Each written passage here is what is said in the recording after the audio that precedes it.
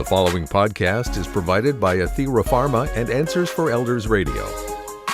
And welcome back, everyone, to Answers for Elders Radio. And we are here again with Dr. Verghese. And he is a clinical researcher in this wonderful, outside the wonderful city of brotherly love, Philadelphia, Pennsylvania. And I am so honored, Dr. Verghese, to spend some time with you because of your amazing background in neurology and research. And, I would love to be a mouse in the corner when breakthroughs happen, because there are things happening every day. And to all of our listeners, I'm very, very lucky because through Athira Pharma, I've had an opportunity to interview some of the top doctors in, not only in this country, but in the world. And it's been very, very exciting for me to take the time and talk about, what is being done and how we're making progress. And we really, really, really are. But it's also takes, the participation of each and every one of you, if you have a connection to someone with Alzheimer's. And so I want to take Dr. Verghese, welcome back to the show. And certainly I want to talk to you a little bit about clinical trials. We hear about them and people go, oh, that's interesting, but I don't want to be a guinea pig. There's a lot of different kind of hesitancy of what's expected of me if I enter a clinical trial. So, can we back up first before we talk a little bit about the specific trials that we want to talk about today? What is involved in a clinical trial? Sure. So you're absolutely right. There's a lot of fear, misconceptions about clinical trials. I speak at many senior centers and retirement communities, and I ask them, what's the first association with clinical trials? And people will quietly say, hope, new treatments, so on. And I say, okay, tell me what's really in your mind. Then you hear guinea pig. Yeah. And with a kind of embarrassed laugh. And I say, look, the one difference between a guinea pig and a trial participant is that guinea pigs don't consent. Right. Okay. And having been a physician for close to 40 years, I do believe that folks in clinical trials have a much better understanding of what their disease is, what the treatments will be, what the options are, than someone going to an average medical encounter. Right. So the first thing, especially with the experience with people of color, with the African American community, is that there were bad things that happened. Okay. And there is something called the Tuskegee Syphilis study, which was conducted, I think, in the 30s and 40s, where poor African-American males, mostly from Tuskegee, Alabama, who had syphilis were not treated just to see what the outcome of the disease is. And it really is a horrendous thing to do, because there were treatments then, and there was nothing great to be learned. We knew everything we had to know about syphilis in the 1800s. So that was a bad thing that happened.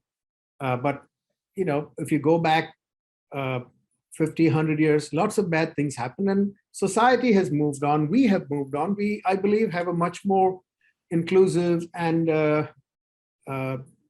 participative society. It's not perfect, but we have made a lot of strides. And particularly in the area of research, we have a very strong ethical underpinning to what is called the informed consent process.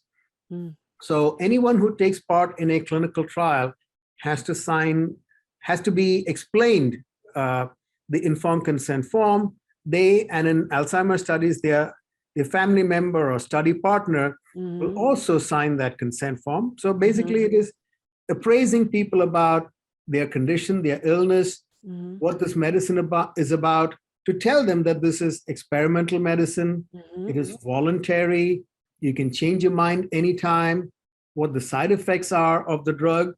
There's also a part where, they have the ability to talk to like an ombudsman. Like if they're not happy with the way we are treating them, they can talk to the ethics committee.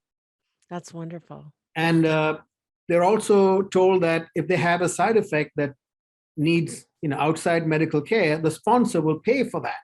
That's amazing. I've seen that happen. We've had people with side effects, and the sponsor comes in and pays for that. And that we are not billing their insurance. They don't have a copay, and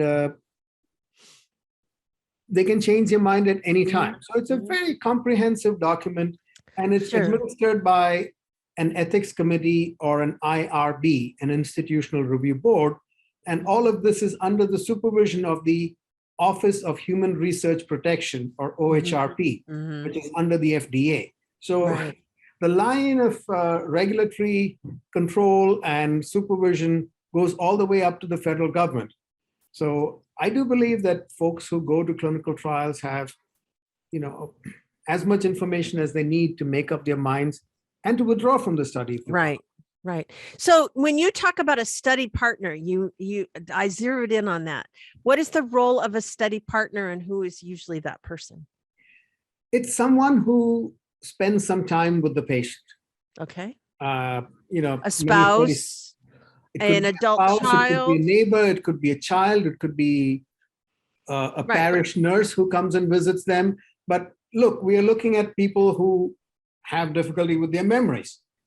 So they may forget to take the medicine. They may forget to report if they have a side effect. So in just the conduct of the study, you need someone on the outside.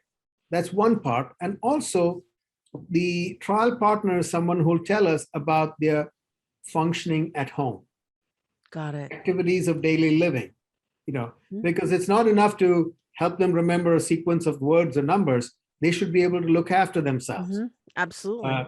And Medicare is particularly concerned about, do we have to move them to a nursing home? Yeah. Is this drug able to keep them from losing their self-care? Is this drug able to keep them independent?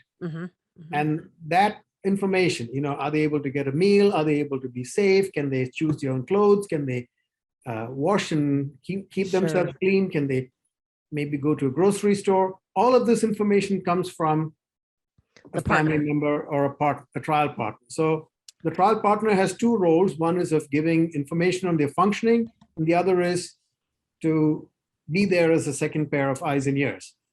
Well, and I think that's important because I know, like with my mom, she had vascular dementia. She didn't have Alzheimer's, but the thing that what I found is that she had a hard time comprehending of, like, when a doctor would say on a scale from 1 to 10, how bad does it hurt?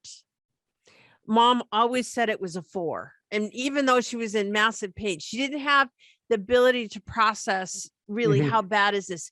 And when you're with somebody a lot and you know them intimately, like I did my mom, I knew exactly how much, she needed, what we needed to talk about, because it again, the inability to process and to vocalize what is really going on. Again, we talked about this in the beginning of the show, is the fact of, the reticence of, and the hesitancy to speak it up because you don't understand what it is that you need. And I think that's having that partner and not going through it alone is really important. Sure.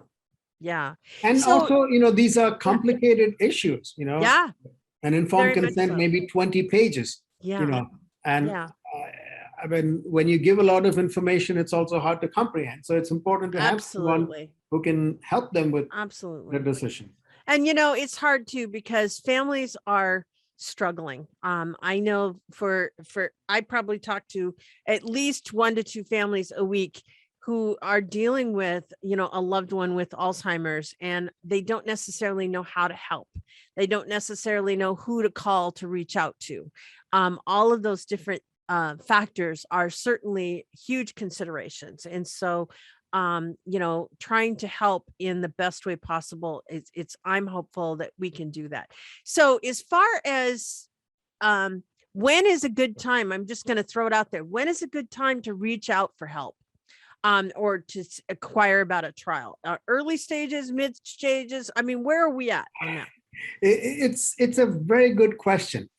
So right now in the field, we have studies that span the whole spectrum. So this Athera study is for people with mild to moderate dementia who've already shown that they are having difficulty with self-care. They clearly have memory problems, disoriented, but not at the nursing home level of care where they need everything done for them. Right. But so this drug is meant to help regenerate the brain, to deal with the damage that's already been done.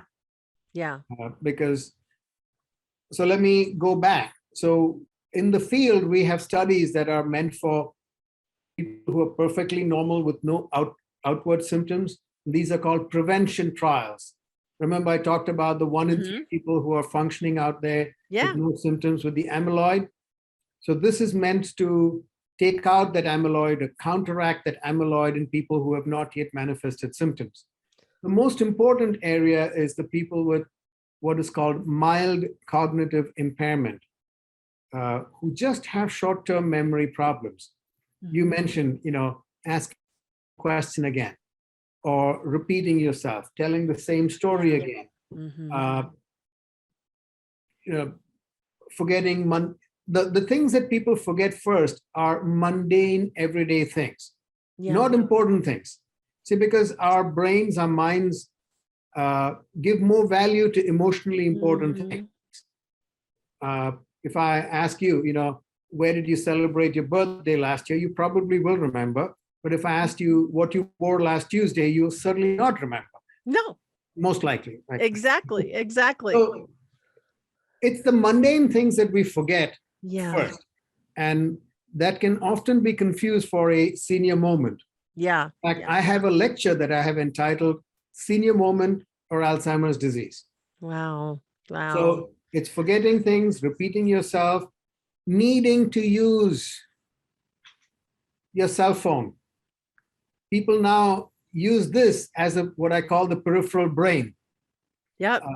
As soon as they know they have to do something, they'll put it in the cell phone, which will remind you, so that short-term memory aspect is taken over by your cell phone. Yeah. Okay for functioning, but it delays diagnosis. So for those of you that are interested in a trial, go to www.lift, that's LIFT, and there's a hyphen AD, which stands for Alzheimer's disease.com, lift-ad.com. And we're going to come back this very last segment. What's available right now? How can you get involved and get your loved one involved? And let's find a cure for this disease. And Dr. Verghese and I will be right back right after this. The preceding podcast was provided by Athera Pharma and Answers for Elders Radio.